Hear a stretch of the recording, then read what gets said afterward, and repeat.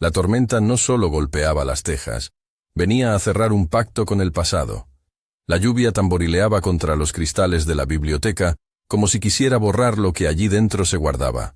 Papeles viejos, libros con lomo de cuero, documentos que hablaban de deudas y cuentas, de letras de cambio que ya no tenían rostro que pagara por ellas. Isadora permanecía sentada junto a la mesa, la lamparilla vertiendo un halo pálido sobre la escritura.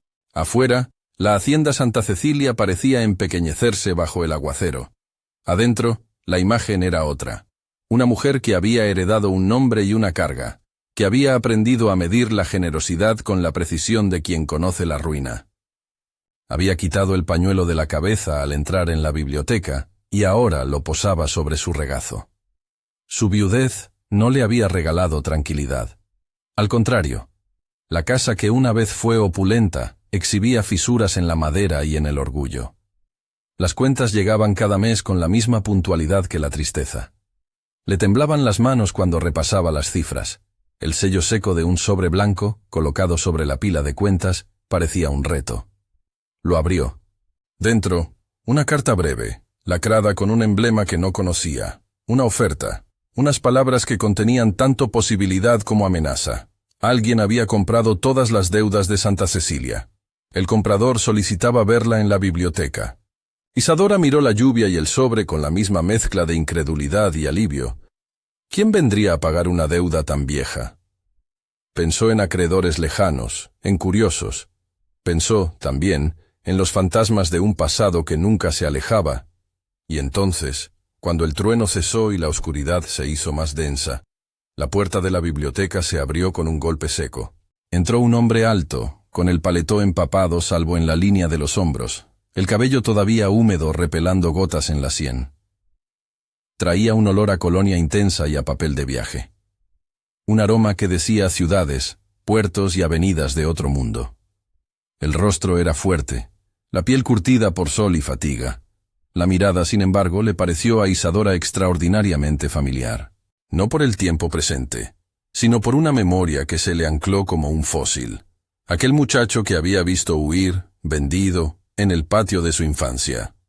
Isadora, dijo el hombre con una voz que no había perdido el acento del campo, pero que había ganado la calma de quien ha aprendido a medir el poder. No esperaba encontrarla así. El nombre salió de su boca y le devolvió a ella la niña que una vez había corrido por los pasillos de aquella casa, la niña que, con la cabeza llena de promesas y las manos vacías, gritó una palabra al viento. Prometerle al niño que vendían que volvería por él. Esa promesa había sido una brasa que ardía en su memoria, y ahora, al ver a aquel hombre que había sido el niño, la brasa ardía con otra intensidad. «Davi», ordenó el nombre, en un susurro que no había dejado de ser petición, a pesar de los años. «¿Eres tú?» La figura asintió. Davi era el mismo y no lo era. El cuerpo se había hecho hombre, la mirada llevaba la distancia de las ciudades, y sin embargo había en ella algo indeleble, la intuición de quien había dejado su infancia en manos de otros. Tenía en la mano un sobre similar al que acababa de abrir. Sobre su paletó, una flor pequeña como gesto, una afrenta convertida en ofrenda. Davi tomó asiento con una cortesía que sabía de etiqueta internacional y de prudencia llegada de la calle. No era el cadáver de la niñez. Era un hombre con riqueza en los bolsillos y en la piel, y con la claridad peligrosa de quien ha hecho del dinero una forma de venganza o de reparación, a menudo indistinguibles. «He comprado las deudas de Santa Cecilia», dijo sin circunloquios, «no por caridad». La frase cayó en la biblioteca como una moneda de cobre que suena en una caja vacía. Isadora lo miró, y en su mirada hubo desafío. «Entonces dígame por qué está aquí», pidió. «¿Quiere hacer algún favor a mi familia? ¿Quiere dinero a cambio de algo que no se puede comprar?» Davi dejó que pasara un silencio, midiendo cada palabra como quien pesa monedas en la palma. «Quiero casarme con usted», dijo finalmente. La declaración fue un golpe que rompió la porcelana a la que llamaban civismo. En la biblioteca, el sonido de la lluvia pareció reducirse a un zumbido lejano. La propuesta venía envuelta en lo inverosímil, Un hombre que había sido vendido volvía convertido en ofertante supremo y pedía a la heredera de la hacienda su mano como medio para salvar lo que quedaba. No ofrecía simplemente pagar la deuda. Ofrecía una alianza que tendría la forma de matrimonio. Isadora tuvo, en primer lugar, una risa que fue más una mueca. Para ella, la palabra matrimonio resonaba con obligaciones, con la convivencia forzada de costumbres y clases. Era el contrato por el que una mujer perdía su nombre o lo ceñía con nuevas cadenas. ¿Qué significaba aceptar esa mano? ¿Un gesto de humildad o una capitulación? ¿Me propone matrimonio porque así evita que Santa Cecilia sea embargada?, preguntó, con la nitidez del que quiere comprender la lógica detrás del gesto. «Sí», contestó Davy sin rodeos. «Y también porque esa promesa que hice de niño no era un capricho. He vivido meditando en aquel voto. La promesa infantil reaparecía en la forma más inesperada. No solo la voz de un pasado devuelto a la mesa, sino una exigencia moral inscrita en la carne de ambos. Isadora recordó la tarde en que, con la mirada de una niña, había prometido que volvería. La memoria le trajo la imagen del patio polvoriento, del regateo, del sonido seco del martillo que golpeaba la llave de la vida de aquel muchacho. Había sido entonces una promesa hecha para ejercer consuelo. ¿Podía ahora ser una cadena? Davy no buscó suavizarlo con romanticismo. Miró a Isadora como quien mira a la persona que conoce un secreto de familia. «Le doy 3 días para decidir», dijo. Sus palabras no eran una amenaza, eran una estrategia. Si acepta, Santa Cecilia será suya y mía. Si no, venderé la hacienda en la subasta que sigue al vencimiento de las letras. No es cruel, es inevitable. El plazo estaba dicho, 3 días. Una sentencia a medida que la lluvia continuaba su oficio. En la voz de Davy no había gozo, había cálculo, memoria, y quizá una vendetta que vestía de reclamación justa. Isadora sintió la equivalencia exacta entre posibilidad y humillación. Podía salvar la hacienda y entregar su nombre, podía mantener su dignidad y pagar el precio de la pérdida. Antes de que la conversación derivara a recriminaciones, antes de que los espectadores de pueblo empezaran a perfilarse en las esquinas con cuchicheos, Isadora soltó una pregunta que no era retórica. «¿Qué pretende con esto, Davy? ¿Ser mi esposo para humillarme o para ser aliado?» Davy la miró con una franqueza que la asustó y la atrajo en la misma medida. «Quiero que seamos iguales», respondió con una claridad que olía a riesgos. «Quiero que esta unión no sea un trofeo ni un Capitolio del pasado. Quiero herencia y respeto, y a la vez», hizo una pausa, «hijos libres». La mención de los hijos libres clavó otra astilla en la conversación. Esa condición, un hijo nacido en libertad, sin la sombra de la servidumbre, se presentó como una reivindicación de futuro, una reparación íntima a la historia que los unía. Isadora cerró los ojos y volvió a escuchar el crujir de una casa que no tenía certeza. La pregunta que el narrador de todas las cosas hubiera lanzado hacia cualquier oyente fue para ella un desafío personal. ¿Podrías tomar una decisión que salvara todo lo que tienes si el precio fuera tu orgullo? Si esta historia te toca, piensa un momento. ¿Qué harías tú en su lugar? Fue la única invitación que ofreció el silencio, y la única concesión que se permitió luego. Aquella pregunta quedó colgada en el aire, un pequeño cebo lanzado entre los pliegues de la tragedia. No hubo respuesta de inmediato. La habitación guardó el peligro como quien guarda lumbre. En los siguientes compases, la hacienda se convirtió en una caja de ecos. Las noticias corrían más rápido que la lluvia y asomaban en cartas, cuchicheos en la plaza y miradas medidas en las procesiones sociales. La presencia de Davy, empero, no parecía destinada solamente a cerrar cuentas. Traía consigo obsequios que eran seña de poder y de un deseo de acercamiento. Un collar sencillo de esmeraldas y plata, un retrato donde la luz sugería un paisaje extranjero, un poema escrito a mano en portugués, que hablaba de costas lejanas y de promesas que no se olvidan. Cada objeto era una prueba en miniatura, prueba de que tenía recursos, prueba de que no venía para humillar, prueba de que había elaborado una estrategia. Isadora observaba los regalos con la aprensión de quien teme ser comprada por detalles. La naturaleza de los presentes despertaba en ella algo que le era, a la vez, medicina y veneno. El collar quedó en la mesilla, aunque se negó a ponérselo. El retrato fue colocado en la biblioteca, no en la sala de visitas, como un secreto.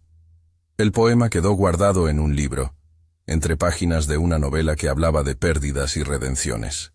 Benedita, que desde niña había servido en la casa y había visto a Isadora crecer, cruzó la mirada con su señora con un peso que llevaba la paciencia de los años. Benedita no miró a Davi como todos. Lo miró como a un hombre que había partido bajo tenacidad y había vuelto con un poder que no siempre es limpio. Había en su rostro arrugas que hablaban de la memoria, de las noches de parto, de las vendas en las heridas y de las canciones rimadas para calmar a quienes se marchaban. Benedita conocía a Davi. Lo había cuidado y había sido testigo de su venta. Había visto cómo la promesa de la niña se hizo palabra que flotó en el patio. «No es un regalo», murmuró Benedita cuando los dos habían partido de la biblioteca, y la mañana siguiente traía consigo el rumor de una decisión en camino. «No todo lo que vuelve es misericordia». Dicha frase pesaba en el aire con la fuerza de lo obvio. Davi, cuando supo que Benedita lo recordaba, no buscó ocultar la cicatriz que llevaba en la memoria. «He hecho cosas malas», admitió en voz baja, una confesión que no pedía absolución. «Negocios que no siempre me enorgullecen. Pero todo lo que hice fue para volver cuando pudiera. Para que una promesa de niña no quedara en nada». Así fue surgiendo, en conversaciones nocturnas interrumpidas por relámpagos, una narración compacta de su vida. La liberación temprana, el trayecto a bordo de barcos que olían a sal y carbón, el aprendizaje en talleres y tiendas de portuarios, la mirada a Europa que le enseñó a negociar con rostros que nunca se compadecieron, y la decisión de entrar en el comercio de letras y de créditos, donde la ganancia no siempre distinguía entre la justicia y la utilidad. Había habido fuerza y rabia en su ascenso. Había habido noches en que la soledad se servía como un plato frío en su mesa. Davi no explicó con orgullo si adquiría empresas dudosas. Explicó con el cinismo de quien sabe que, a veces, el mundo recompensará las manos que se atreven a ensuciarse. Isadora escuchó, y pese a la tensión, se encontró con un gesto nuevo. Davi quería hacer las cosas a su manera, pero quería hacerlo de tal modo que ella no fuera simple adorno. Lo que ofrecía tenía algo de recompensa y algo de amenaza. ¿Cómo conjugar la recuperación de Santa Cecilia con la protección de quienes vivían ahí desde siempre? La pregunta no era solamente de supervivencia de la casa, era una cuestión de dignidad. Los días que precedieron al vencimiento de la cuenta se convirtieron en un tablero de negociaciones. Isadora impuso condiciones con la claridad fría de quien no quiere remedios a medias. Ni un solo trabajador de la hacienda quedaría sin libertad. Quienes decidieran continuar serían contratados con sueldos, viviendas y jornales, dignos y definidos. Se establecería una escuela con maestro pagado, donde los niños aprendieran a leer y a sumar, no a repetir cadenas. Se fundaría un fondo para quienes necesitaran ayuda médica, y se escribirían contratos que respetaran la integridad de cada persona. La emancipación debería ser real, registrar a cada trabajador en su condición libre, con testigos y garantías. Nada de promesas orales. Davi escuchó todo, y su sonrisa fue muchas veces una sombra desvaneciéndose. No era un candidato a la quimera, sabía que para ganar a la sociedad habría que comprar algo más que tierras, habría que comprar silencios, prestigio, y un lugar en una mesa donde lo negro y lo viejo habían sido excluidos por mucho tiempo. Detrás de su conformidad con las condiciones de Isadora se adivinaba también la certeza de que, si iba a entrar en la casa como esposo, debía reconstruirla desde dentro. Quizá era eso lo que le daba miedo y deseo a la vez, el desafío de rehacer, de reparar y de gobernar bajo el peso de la memoria. «Acepto», dijo Davi ante la lista pulcra de exigencias. «Pero yo también pongo una condición. Quiero que los hijos que vengamos a tener sean libres, sin sombra de servidumbre, criados con educación y ciudadanía plena. No quiero que lo que fue me persiga en la sangre de los míos». «Isadora», Frente a esa petición, sintió que los velos de su infancia quedaban finalmente sin uso. Aquella era una promesa que, hecha de otra manera, podía redirigir una historia entera. «Si acepto», replicó ella con voz firme, «no será por lástima ni por gratitud al pasado. Será porque creo que la hacienda puede ser otra cosa. Pero quiero garantías.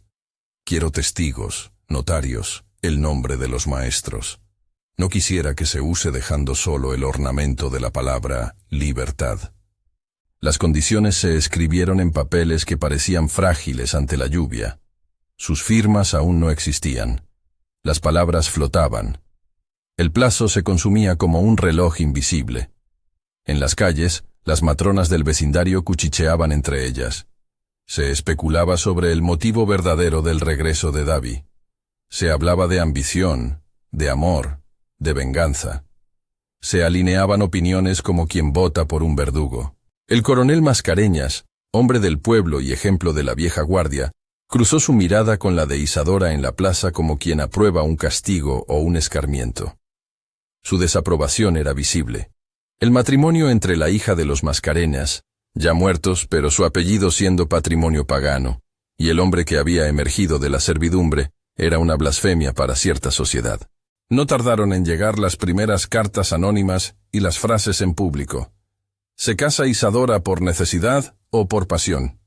¿Qué diría el marido si supiera? Pero Davi no vino a mostrar rabia en público. Venía a negociar el futuro. Sus acciones en los días siguientes lo demostraron. Pagó mano de obra atrasada, mandó arreglar los techos de las casas de los trabajadores, encargó comida para la comunidad y puso en marcha la compra de libros para una escuela. Algunas de esas obras parecían dirigidas a curar heridas. Otras parecían anuncios anticipados de un poder emergente que quería comprar legitimidad. Isadora observaba las transformaciones con desconfianza y con una esperanza que se parecía a la esperanza, pero no le pertenecía por completo. En noches en que la lluvia cesaba y quedaba un frío que entraba por las rendijas, se acercaba al cuarto de los niños. Pedro, el mayor, tenía los ojos de su padre y la inclinación a la curiosidad. Las gemelas, Clara y Elena, eran espejos de la infancia de Isadora. Y Miguel el pequeño aún no sabía la extensión de la historia. Sus rostros le hablaban de continuidad, no de consignas para la historia. A través de ellos, Isadora miraba el posible futuro. ¿Podrían ser los hijos el puente entre lo viejo y lo nuevo? Una noche, con la humedad de la lluvia como telón de fondo, Davi fue a verla en la sala principal. Traía en las manos una pequeña caja de madera. Dentro, un retrato que ella apenas reconoció. Era un dibujo que lo mostraba a él de niño, con el mismo gesto que había extraño en su regreso. Lo depositó sobre la mesa y habló sin tapujos. «No quiero casarme para ser su amo ni para someterla», dijo. «Quiero que estemos juntos para cambiar cosas. Pero no le miento. Mi manera de cambiar a veces ha sido dura. Si eso la asusta, es mejor que lo sepa ahora». Isadora, que había pasado por el juicio de la pobreza, por el escrutinio público y por la soledad, le respondió con la misma honestidad que exigía a sus condiciones. «No me asusta la dureza de la vida, Davi. Me asusta la dureza que se justifica en nombre del bien. No quiero que la gente de Santa Cecilia sea trocada por una nueva servidumbre bajo otra bandera». Davi asintió. En sus ojos había un fuego calmo que no prometía redenciones fáciles. Con todo, había ternura en su modo de inclinarse hacia ella, en la manera en que sostenía sus manos. No hubo caricias bruscas ni dramatismo. Hubo una cercanía nacida de una historia compartida que ninguno de los dos jamás había elegido y que ahora se tejía con hilos de negociación y atracción. Aquella noche, ambos descansaron en la misma casa, pero en camas separadas, como dejando la distancia para la reflexión. El tiempo entre la oferta y la decisión estuvo lleno de escenas pequeñas que contaban tanto como las palabras grandes. El sonido de Davi hablando con trabajadores sobre la reconstrucción de las viviendas, la imagen de Isadora firmando escritos con la cautela de quien teme un error, la presencia de Benedita que cosía y miraba de lejos, y la figura del coronel que rondaba la plaza con desaprobación evidente.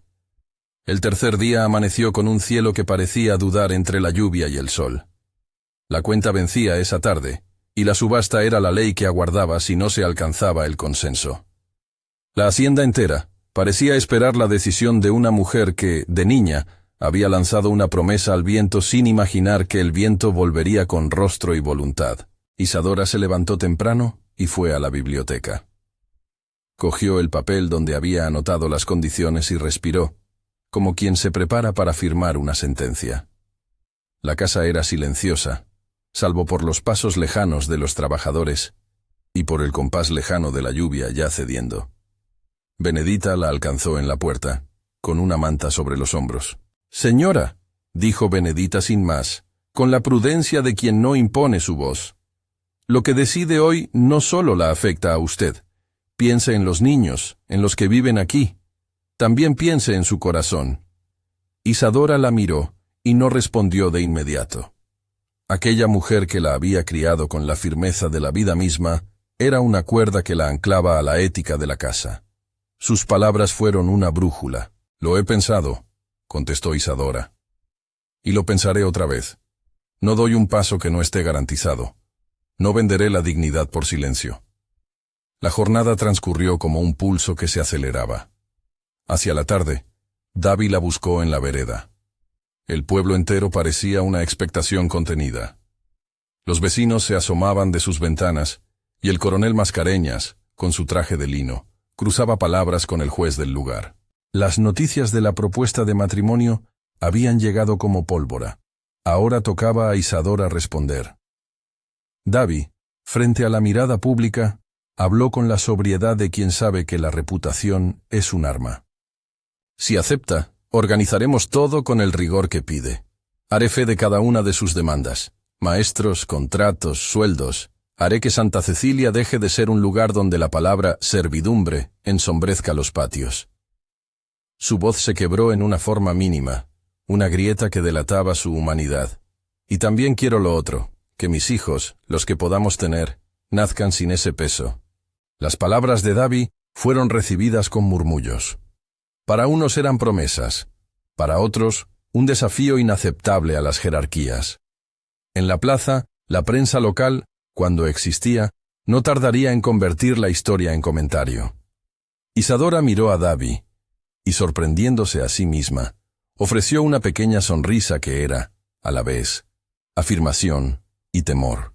«Acepto con una condición más», dijo. «Quiero que la boda se haga pública y que los términos estén abiertos a testigos. No quiero que se esconda tras un gesto privado. No quiero que el miedo a la mirada ajena permita que se incumpla lo pactado. Si la gente nos mira, sabrá que esto es real.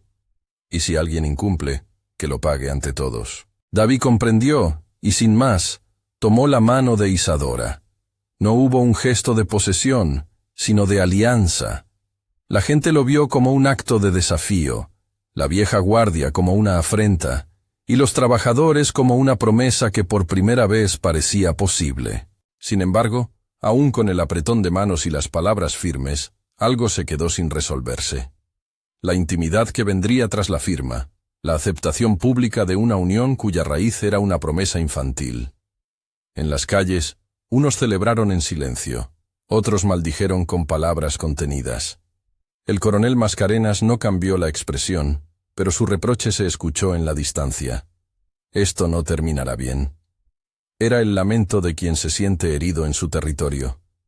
La noche previa a la firma fue una constelación de pequeños ritos. Isadora preparó la ropa que usaría, no como una novia que busca seducir, sino como una mujer que se arma para entrar en una batalla con dignidad.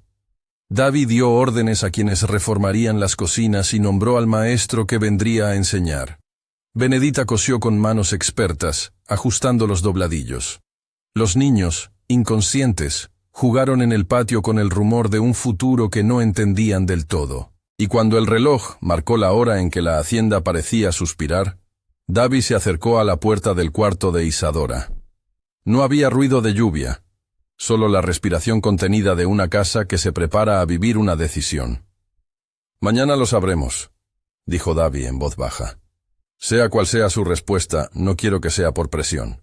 Isadora lo miró. Midió la distancia entre el deber y el deseo, y por un instante, creyó que el pasado y el presente podían estrecharse sin quebrarse. Sabía, sin embargo, que el tejido era fino, que cualquier gesto podía rasgarlo.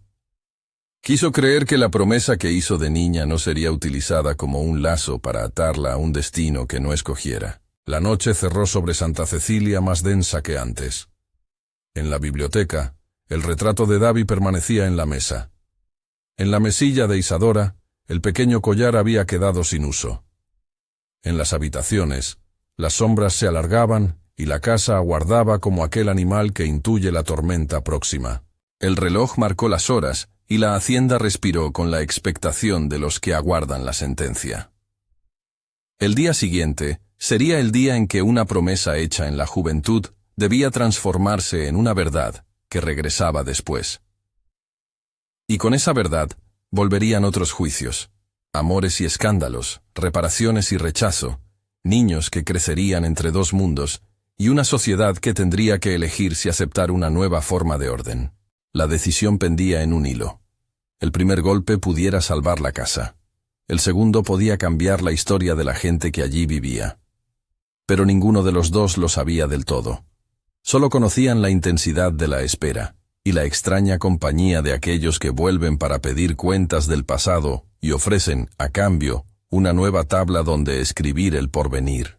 La mañana de la boda amaneció con un cielo limpio como si la tierra misma hubiese querido lavar las impurezas de la noche anterior. Santa Cecilia brillaba al sol. Los techos reparados relucían, las banderas ondeaban discretas en los mástiles de la casa, y el polvo de la plaza había sido barrido con esfuerzo, no sin que quedaran aún rincones donde la memoria se pegaba al suelo como barro seco. La gente llegaba con miradas que eran mensajeros, curiosidad, júbilo, desprecio. Había quienes acudieron por solidaridad, y quienes, en el fondo, esperaban el tropiezo. Isadora se vistió con la seriedad de quien asume una guerra en traje de gala. No buscó encender pasiones, buscó presentarse con la dignidad de la que hacía uso desde niña. Benedita le arregló el cuello del vestido, con manos que habían conocido innumerables atuendos y noches de parto. Cada puntada llevaba el peso de la historia doméstica. Los niños jugaron alrededor, sin comprender del todo el rito que los podía cambiar, pero sabiendo que algo íntimo de la casa atravesaba aquella puerta y saldría distinto. La iglesia se llenó de murmullos contenidos. El padre que ofició tuvo la mirada entre húmeda y severa. Era un hombre que había leído el Evangelio y la ley, que entendía los presupuestos del matrimonio y los peligros de la transgresión social. A su alrededor, las matronas se esforzaron por disimular opiniones. El coronel Mascarenas, de pie, rigidizó cada músculo como quien mantiene un voto de desprecio. Algunos trabajadores, contratados para mantener el orden, ocuparon un extremo de la nave. Su silencio era hospitalario y expectante. El acto fue público, tal como Isadora había exigido. Todos los términos fueron leídos en voz alta. La emancipación de cada persona que trabajaba en la hacienda, las condiciones salariales, las casas reparadas, el compromiso de la escuela. Aquello fue más que un contrato religioso. Fue un contrato social que se hizo delante de la comunidad. Al pronunciarlas, Davi sentía cómo las palabras lo transformaban. Cada cláusula era una mordaza contra el olvido. Cuando se intercambiaron las alianzas, hubo un murmullo que se rompió en aplausos y en maldiciones. La boda fue, en cierta medida, una exégesis de la época, un texto leído de manera ambivalente. Algunos vieron la unión como una afrenta, otros como una posibilidad. Pero nadie fue indiferente. La ceremonia terminó con música a la puerta de la iglesia, y el aire olía a incienso, a pan recién horneado, y a la promesa que volvía a nombrarse. Esa noche, en la casa, los pasos eran más conscientes. No hubo un lecho único impuesto por la costumbre. Hubo primero palabras, la comprobación de que el pacto era real más allá de los papeles. La consumación, si cabía la palabra, no fue un acto de posesión, sino un rito donde la memoria y la carne se reconocieron con cuidado. No estuvo el dramatismo de la coerción ni el exceso de la pasión sin fondo. Estuvo la serenidad tensa de dos personas que tomaban una decisión consciente, que se ofrecían mutuamente la vulnerabilidad después de haberla tanteado durante días. Hubo ternura en los gestos, respeto en los silencios, y al amanecer, el paisaje personal de ambos había cambiado. No todos los males habían sido resueltos, pero algo se había movido en el eje de su vida. La mañana siguiente trajo consigo la furia de la vieja guardia. Cartas anónimas, voces en la taberna, comentarios acerados en la feria. La sociedad que se sentía desafiada desplegó su arsenal de desprecio. El coronel convocó reuniones. Algunas familias prestigiosas evitaron cualquier contacto. Hubo incluso amenazas veladas, boicots a proveedores, avisos para que artesanos no trabajasen en la hacienda. Davy, con la paciencia que le daba la riqueza, respondió con hechos concretos.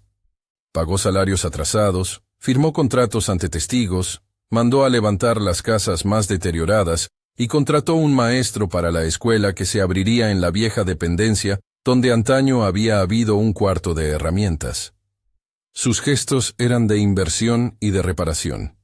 Sus modos, de alguien que sabía comprar el silencio y forjar lealtades. No todo fue aceptación inmediata. Algunos extrabajadores, liberados ahora por la firma públicamente registrada, miraban con recelo la penumbra de las intenciones. ¿Vendría una tutela nueva, más sutil? Isadora vio esas dudas y no las minimizó. Reclamó que las listas de contratación fueran públicas, que los salarios quedaran escritos en libros que cualquiera pudiera consultar, que existiera un consejo, compuesto por trabajadores y por representantes de la casa, que vigilase el cumplimiento de lo pactado. Ese consejo fue la condición que hizo posible la confianza. Benedita, nombrada por Isadora como enlace entre la casa y los trabajadores, ocupó un rol central. Su voz, pedigree de la casa, ganó peso. Nadie se atrevió a ponerla en duda. Era la guardiana de las rutinas, la memoria viva. La escuela arrancó con un maestro que traía una pizarra y pocas cosas más. Los primeros niños llegaron con curiosidad y con ropas gastadas. Las niñas, antes ocupadas en tareas domésticas desde la infancia, hallaron un territorio nuevo donde se podían medir con las letras. Davy financió los libros, trajo pupitres y una biblioteca que fue creciendo por voluntad de Isadora. Ella supervisaba los listados de libros, escogía textos que no enseñaran obediencia ciega, sino lectura crítica, matemáticas y contabilidad básica. No era una filantropía ornamental, era una herramienta para que la libertad se consolidase en conocimientos. A la par de las reformas visibles, Davy siguió moviéndose en redes que parecían contradictorias con sus promesas. Había inversionistas que le ofrecían negocios en el puerto, cláusulas con nombres difusos en los contratos, sociedades que desdibujaban la frontera entre la fuerza del dinero y la justicia. De vez en cuando, Isadora lo sorprendía leyendo documentos con letras pequeñas y frunciendo el ceño. El conflicto entre medios y fines siguió presente. Davy no ocultó su ambivalencia. Explicó, sin pedir absoluciones, que el acceso al capital muchas veces pasaba por acuerdos que no eran limpios, pero que aquellos acuerdos le daban la capacidad de cumplir lo que ahora había prometido. Era una confesión amarga. Isadora la escuchó, y aunque no aprobó todo, supo negociar los límites. No toleraría negocios que implicasen tráfico de personas o explotación abierta. Aceptaría, con resistencia, otras operaciones si éstas se traducían en beneficios palpables para Santa Cecilia. En la plaza, el rumor se proliferaba. Unos afirmaban que Davy había comprado la hacienda con ganancias de actividades reprochables, otros que su retorno era un prodigio de justicia. El juez del pueblo se mantuvo en una prudencia calculada. Jamás aceptó favores sobre los contratos que certificaban la libertad de los trabajadores. Cuando alguien intentó impugnar las firmas, las pruebas y la prensa local demostraron que lo pactado había sido legalmente firmado. Eso no impidió que los enemigos buscaran vías indirectas para asfixiar la hacienda, encarecimiento de proveedores, retraso en entregas, demandas por supuestos incumplimientos. Davy, con su red, respondió. Su estrategia no era siempre honorífica, recorría zonas grises. Pero cada vez que la casa sufría un envite, la comunidad de trabajadores, ahora empoderada, se movilizaba para sostenerla. Esa solidaridad fue el capital más inesperado y verdadero.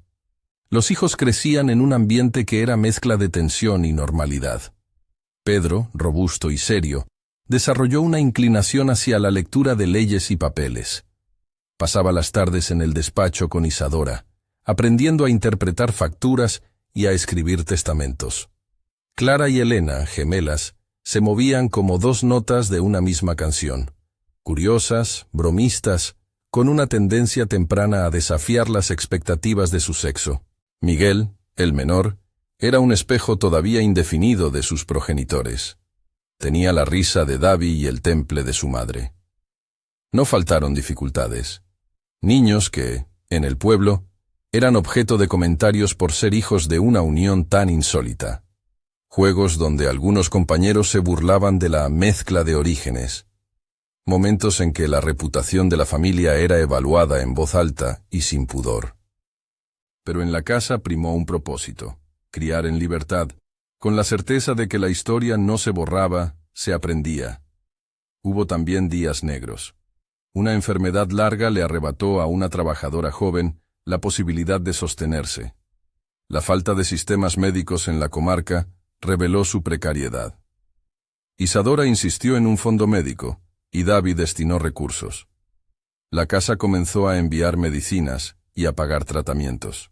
Benedita, que había visto un sinfín de partos y funerales, organizó una red de cuidado. La comunidad, que antes había recibido limosnas a cambio de silencios, empezó a recibir un trato que, sin ser perfecto, respetaba la dignidad. Poco a poco, la relación entre Isadora y Davi se consolidó en una alianza forjada por pruebas. Había amor en la casa, cierto, pero también una convivencia a veces áspera. Davi tenía noches en que el peso de sus acciones anteriores lo volvía taciturno. Isadora tenía días en que su infancia, el patio polvoriento, la sorprendían despertando una culpa que le clavaba el pecho. Juntos aprendieron a hablar en un idioma que no borraba el pasado. Aprendieron a convertir la promesa en ley viva. Las discusiones no eran pocas, a veces sobre el modo de contratar, a veces sobre la exposición pública. Pero la voluntad de mantener la transparencia y la educación como centro los sostuvo. La oposición, no obstante, no se durmió. El coronel Mascarenas y sus aliados buscaron aislarlos en el plano social, invitaciones negadas, boicots a banquetes, pero también intentaron medidas más sutiles, impugnaciones legales por lindes de tierras, acusaciones por prácticas comerciales desleales. Davi enfrentó esos envites con argumentos, con dinero y con maniobras que a Isadora le parecían a veces turbias. Ella lo reprendía con la premisa simple: no a la violencia, no a la coacción para conseguir fines que pretenden justicia. Davi, herido por la corrección pero también agradecido por la brújula moral de su esposa, moderaba algunas de sus decisiones. No todas. Las voces del pueblo, con los años, se fueron dividiendo. Algunos veían en Santa Cecilia un ejemplo notable: la escuela, los sueldos, la reparación de viviendas. Otros recordaban que quienes habían ganado riqueza en el puerto también habían contribuido a la especulación en otros lugares. Esa ambivalencia persistió. Nada de lo que hicieron borraba las sombras, y sin embargo, muchas familias prosperaron en la comarca por la nueva dinámica que surgía del trabajo remunerado y de la alfabetización. El cambio social no fue instantáneo. Fue un trabajo de costura lenta que requería más que una promesa. Requería disciplina, errores admitidos y rectificados, y años de paciencia. La joven escuela, con el tiempo, dio frutos visibles. Niños que antes no habían conocido más allá de los campos, comenzaron a ir más lejos. Algunos consiguieron empleos en la administración municipal, otros aprendieron oficios que les permitieron salir a ciudades cercanas con capacidad de retorno. Las niñas, instruidas gracias al empeño de Isadora, se casaban luego, si decidían hacerlo, en pie de igualdad. La matriz social cambió con la lentitud con que cambian las raíces. No todo fue riqueza, pero la idea de que la libertad debía sostenerse se instaló en la rutina. Los años se sucedieron como etres en el latido de la casa. Llegaron más nacimientos. Cada uno celebrado por la comunidad. Cada uno marcado por ese gesto simbólico de la libertad que Davi había exigido. Los hijos de la pareja fueron creciendo bajo la mirada vigilante de Isadora y la presencia activa de Davi, que no vaciló en enseñar a Pedro cuestiones de negocios y en llevar a Miguel al campo para que aprendiera a respetar la tierra. Clara y Elena mostraron aptitudes distintas, una inclinada al dibujo, otra a la música. Las diferencias entre ellos confirmaron, sin embargo, una unidad. Los niños compartían la certeza de que habían nacido libres por decisión expresa de sus padres. Decenas de escenas pequeñas jalonaron las vidas de la hacienda. Una fiesta donde la música popular resonó hasta la madrugada y los trabajadores danzaron sin reparos. Una jornada donde se enterró a un anciano con honores pagados por la casa. Una riña menor, resuelta por medio del consejo mixto. Una colecta para reparar el puente del pueblo que se inundaba en crecidas. La reputación de Santa Cecilia dejó de ser solo la de una casa señorial. Se volvió un lugar de encuentro social, centro de cierto progreso en la comarca. Pasaron los años y llegó al final de una década la noticia que cambió la faz de la nación. La abolición de la esclavitud, la ley que el país recordaría como la promesa formal de libertad. Para la familia eso fue un cierre simbólico y una apertura práctica. La ley áurea declaraba algo que en Santa Cecilia ya había sido puesto en práctica. Sin embargo, también puso en evidencia que la abolición no resolvía por sí sola las desigualdades. Exigía políticas y educación. La casa, que llevaba años en ese rumbo, vio cómo su experiencia se convirtió en una especie de laboratorio. Lo que habían hecho con contratos, escuelas y vivienda, ahora era una referencia provincial, un ejemplo que visitaban algunos funcionarios curiosos. Davi, en esos años, no dejó de tener fantasmas. Sus noches se llenaban de preguntas sobre los medios empleados, sobre los sacrificios hechos en el proceso de construir la riqueza que ahora podía permitirse obras. No buscó la absolución pública por sus negocios. Buscó, más bien, que la comunidad palpase el resultado y juzgara menos las sombras de su pasado que las obras vivas. Aceptó su impureza como quien sabe que la historia humana es mezcla de luz y suciedad. En ocasiones, el peso de esas noches lo llevó a la distancia. Era frío en la mesa, ausente, leyendo cartas de mercados lejanos. Isadora lo miraba con una ternura que a veces era reproche y a veces capitulación.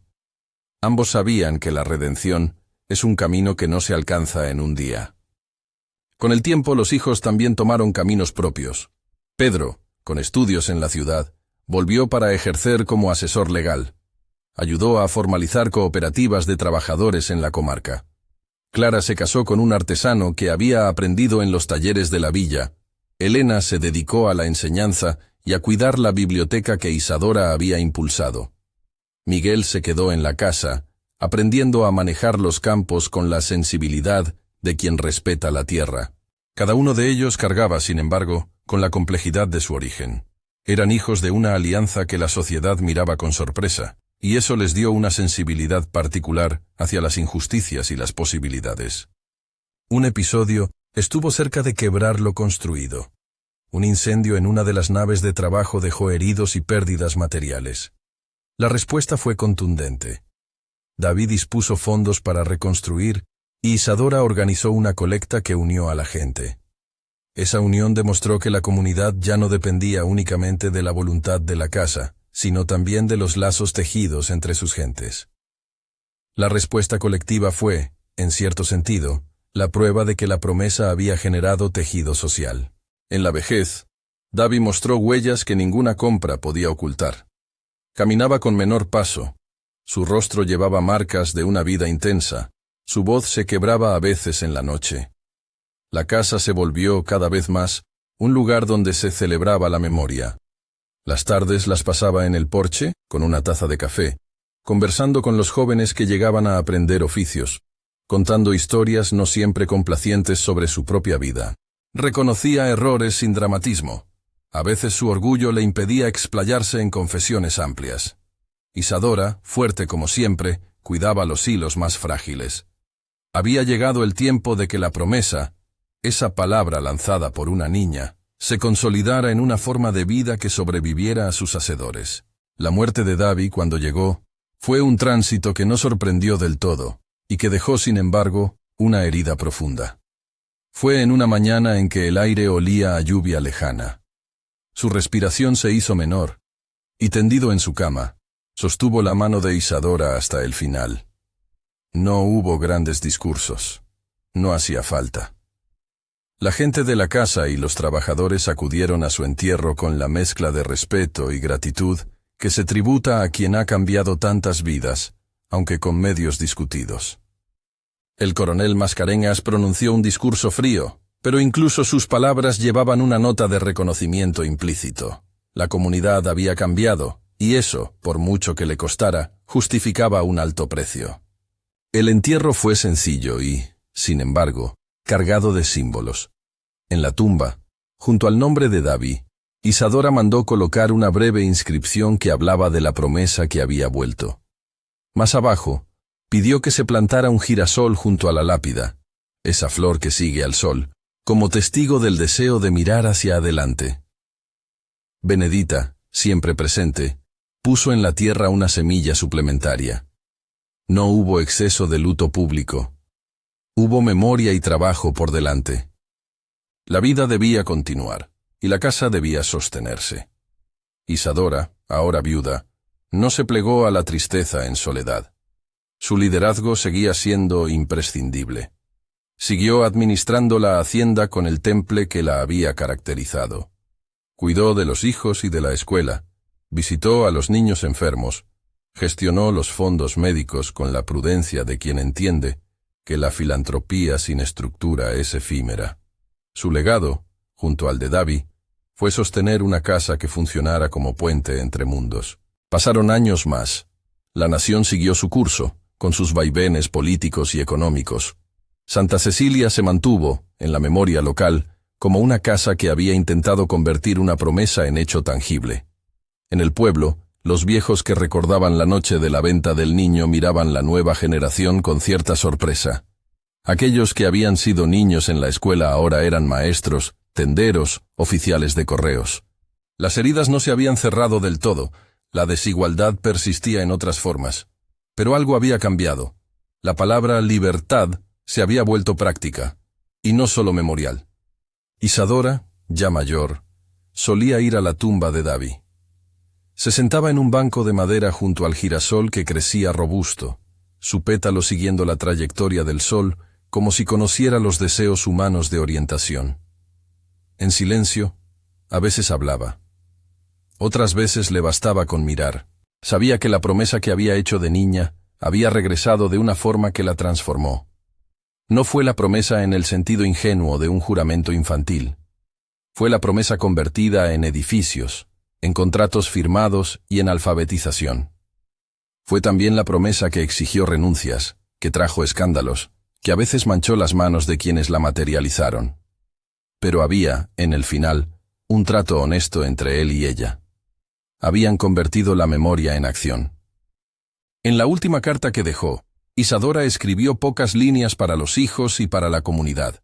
Pidió que se mantuviera la escuela, que el consejo mixto siguiera ejerciendo su vigilancia, que el girasol fuera cuidado. No añadió grandes discursos sobre la pureza de los medios. Reconoció las fallas y pidió responsabilidad. Su voz en esas palabras fue la de quien entiende que la verdad no siempre llega limpia. A veces regresa con polvo en las suelas. El girasol, que Isadora había elegido por su contundente simbología, se erguía año tras año, fiel a la luz. La lápida de Davi, cubierta de musgo en las orillas, llevaba una inscripción sencilla. Volvió por la promesa y sembró futuras libertades. No era una absolución completa. No era una exención del juicio. Era un reconocimiento de que una promesa, hecha en la juventud, puede regresar después y transformar destinos, siempre que haya voluntad para hacerla real y responsabilidad para sostenerla. La hacienda, en el ocaso de la vida de Isadora, seguía siendo un lugar con sombras y claras, con errores admitidos y con logros que nadie podría negar. Los ojos de la memoria ya no veían solo la venta en el patio polvoriento, ni la amenaza del martillo que cerraba una llave de la vida. Veían también aulas con niños, casas reparadas, contratos que avalaban la libertad, y un girasol que guiaba las mañanas. Si la promesa que una niña lanzó en la infancia fue la chispa que encendió esta historia, la lección que quedó grabada en la tierra de Santa Cecilia fue otra. Las palabras que prometen son puentes que deben sostenerse con actos, y esos actos no llegan sin controversia, sin sombras, sin noches de remordimiento. Regresan con los huesos cansados, con las manos sucias y con los corazones que han aprendido a alinear la memoria con la justicia. Cuenta la gente del pueblo que, cuando sopla el viento del sur, las hojas del girasol crujen, como si dijeran un nombre. Los niños esconden en su base caramelos y notas con deseos. Y en la casa, ya más pequeña y más humana, las generaciones futuras mantienen la escuela abierta y arman, cada tanto, una pequeña celebración en la tumba donde el girasol crece. La promesa se tornó verdad después de muchas decisiones, de pactos y de conflictos. No fue una redención pura ni una venganza consumada, fue más bien una transformación compleja, hecha con responsabilidad y con errores admitidos. En la palabra final, en el silencio que sigue a la vida y a la muerte, queda la idea de que las promesas antiguas, si se sostienen con voluntad y con justicia, vuelven a cobrar sentido y pueden cambiar destinos. Si esta historia te ha llegado, compártela con alguien que cree en la fuerza de los gestos, y si te apetece, suscríbete para escuchar más relatos donde las promesas encuentran su tiempo. ¿Crees que una promesa hecha en la juventud puede, realmente, cambiar el destino de personas y comunidades? Deja tu respuesta y tu historia en los comentarios. Cada memoria es una promesa que merece ser escuchada.